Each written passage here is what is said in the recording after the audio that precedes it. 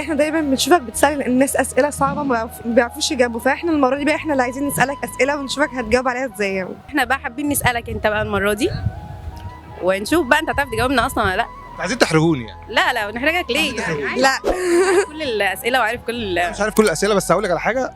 انا موافق. مين النبي اللي معجزته ان هو بيحيي الموتى؟ النبي اللي معجزته ان هو بيحيي الموتى. دي معجزته. هو ده سؤالك الصعب ليا. اه النبي الذي يحيي الموتى هو سيدنا عيسى عليه السلام. صح. برافو عليا. برافو عليك. برافو عليا. عايز اسال ايه؟ من هو النبي الذي قبضت روحه في السماء الرابعة؟ النبي الذي قبضت روحه في السماء الرابعه. مركزه ومذاكره. مركزة. النبي الذي قبضت روحه في السماء الرابعه هو سيدنا ادريس عليه السلام. صح لا بجد. معلومات، لا عنده معلومات صح. الحمد لله جاوبت على الاسئله. الحمد لله قدر. اسالكم انا بقى. انا اسالكم ايه مش داخلين تحرجوني. انا اسالكم. ابدا مين فيكم؟ ماشي انا سؤال صعب واتحداك تجاوب عليه. هعرف ان شاء الله. ابوها نبي وزوجها نبي وابنها نبي واخوها نبي. مين هي؟ ليا بنت يعقوب. مين؟ ليا بنت يعقوب. مين؟ ليا بنت يعقوب. ليا بنت سيدنا يعقوب عليه السلام. برافو عليكم. شكرا. برافو عليكم. شكرا. انتوا مذاكرين. طب تعالي. انت كنت سألني سؤال صعب. هسألك سؤال صعب. من هو النبي الذي يفر من ابيه يوم القيامه؟ من أبيه يوم القيامة سيدنا إبراهيم عليه السلام.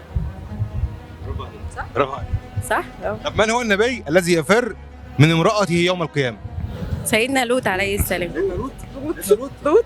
طب من هو النبي الذي يفر من امرأته وابنه يوم القيامه؟ مراتي وابني يوم القيامه. لا مش سوري. هنعرف نجاوب.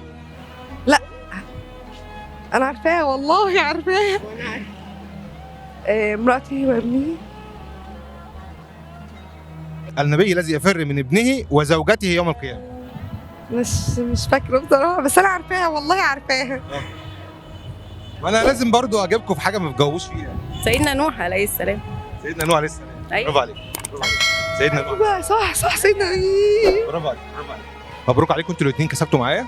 بس احنا للاسف معانا هديه واحده باقيه من سو سويت.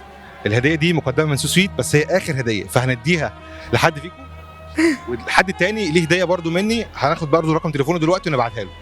موافقين؟ ماشي. موافقه؟ موافقة. مين فيكم ياخد الهديه؟ هي عشان هي مش من هنا. هي عشان هي مش في اسكندرية. مش من اسكندريه؟ منين؟ كفر الدار. مبروك عليكي. الهديه دي مقدمه من سو سويت.